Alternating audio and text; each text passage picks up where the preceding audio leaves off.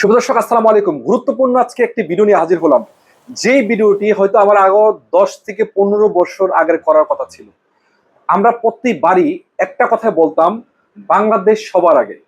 বাংলাদেশের উপরে কেউ চোখ তুলে তাকাবে এবং আমরা সেটা জীবন থাকতে মেনে নিব, এটা কখনো হতে পারে না। কিন্তু দুঃখের বিষয় হলো, গত 17 বছর বা 18 বছর আমরা বাংলাদেশকে তাবেদার রাষ্ট্রতে পরিণত করেছিলাম। বাংলাদেশের নিজস্ব ডিফেন্স সিস্টেম বা বাংলাদেশের নিজস্ব আছে বলতে এমন কোনো কিছুই ছিল না। আমরা সব সময় বাংলাদেশকে আরেকজনের উপর নির্ভরশীল অলমোস্ট করে ফেলেছিলাম। কিন্তু সেখান থেকে বাংলাদেশ কিছুটা হলো কামব্যাক করতে পেরেছে। এটা আমাদের জন্য অনেক বড় একটি পাওয়া। অনেকে বলেন, ভাই বিষয়টা কি, এত কথা বললেন, এত বিষয়টা কি? আসলে আপনারা হয়তো জানেন, আমার একটি চ্যানেল আছে জেআর নিউজ বিডি। আমি সবসময় বাংলাদেশের পজিটিভ নিউজগুলো তুলে ধরতাম এবং বাংলাদেশের ডিফেন্স রিলেটেড অনেক কিছু, বাংলাদেশ কি খরিদ কিনছে, কি বিক্রি করছে, এই বিষয়ে।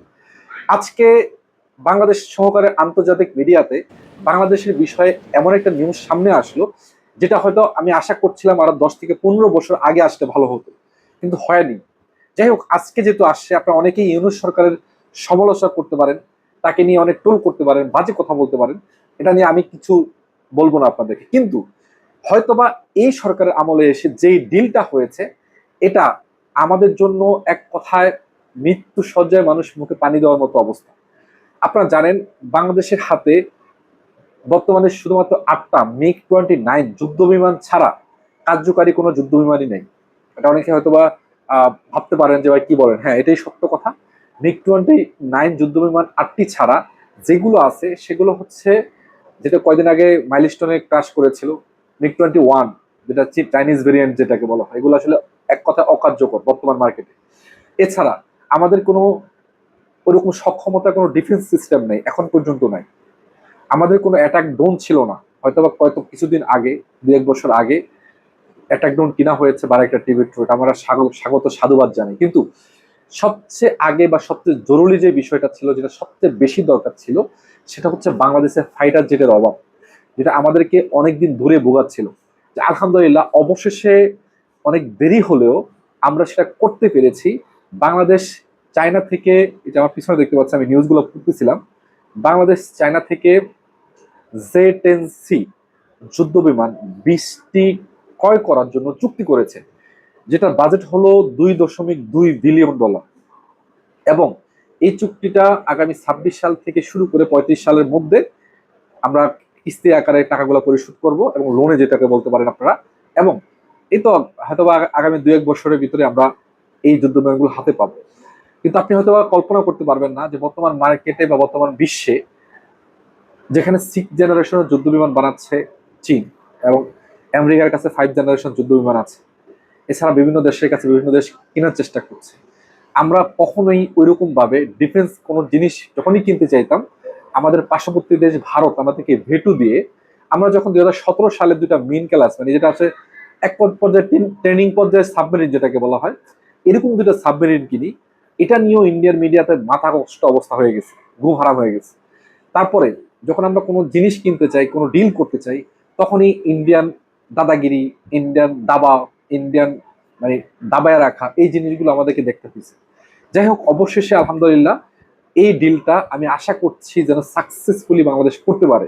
এবং হয়তোবা ডিফেন্স সিস্টেমের অনেক জিনিসই গোপন থাকে, এটা এত তাড়াতাড়ি প্রকাশ পেলো কিভাবে আমি জানি না।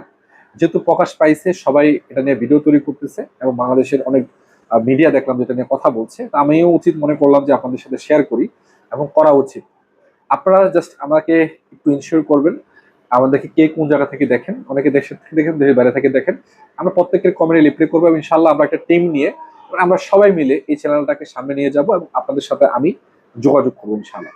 আচ্ছা, আরেকটা কিছু কথা বলি, 20টি যুদ্ধ বিমান কিনেছে বা চুক্তি করেছে, এটাই কি আমাদের জন্য যথেষ্ট? আমি বলি করি না, এটা আমাদের জন্য যথেষ্ট না। বাংলাদেশের হাতে কার্যকারী কোনো এয়ার ডিফেন্স সিস্টেম নেই। আপনি হয়তো বিশ্বাস করেন না করেন, ওইরকম ভাবে কার্যকারী কোনো এয়ার ডিফেন্স সিস্টেম নেই। আপনি যখন আক্রান্ত হবেন, আপনাকে সেটাকে আক্রমণটা ঠেকানোর জন্য সক্ষমতা থাকতে হবে।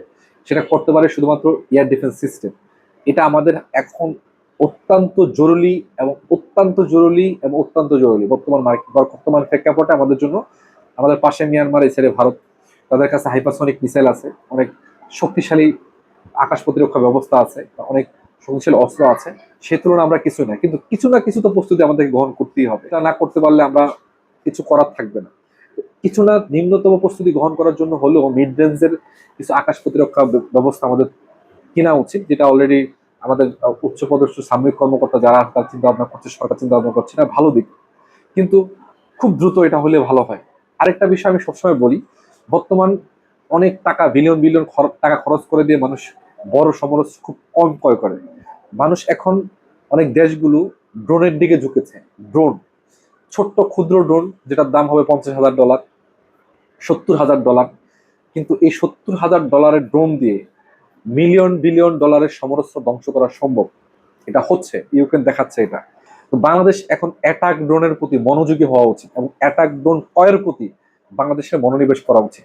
এছাড়া এই সাইবেল যেগুলো বাংলাদেশের কাছে আছে, বাইরে একটা টিভি টু, এরকম আরো ম্যাক্সিমাম 30 থেকে 32টা ড্রোন কিনা এবং ছোট্ট ক্ষুদ্র বাজেটে 500 মিলিয়ন থেকে 1 বিলিয়ন ডলারের কাছাকাছি বাজেট দিয়ে তুরস্ক থেকে বা চায়না থেকে বা ইরান থেকে কামিকাজি ড্রোন, যেটাকে অ্যাটাক ড্রোন বলে, আত্মঘাতী ড্রোন, এরকম কয়েক হাজার ড্রোন কিনে রাখা বা অথবা নিজেরা টেকনোলজি হস্তান্তর করে তৈরি করা, এটাকে বাংলাদেশ দীর্ঘমেয়াদী গেরিলা যুদ্ধের ফসল হিসাবে বাংলাদেশে কাজে লাগবে।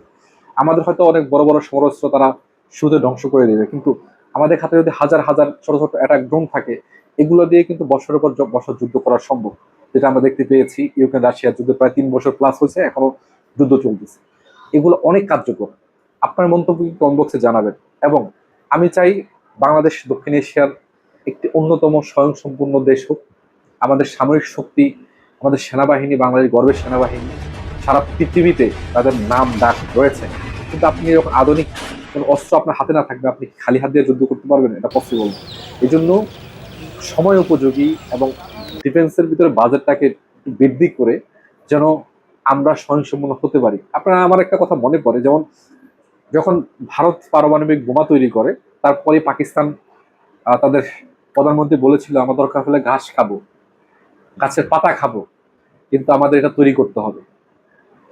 এটা কিন্তু এক পর্যায়ে এই বোমাটা কিন্তু ভালো জিনিস না, একটা দেশকে ধ্বংস করে, কিন্তু এটা বলেছে এই কারণে তাদেরকে রক্ষা করার জন্য।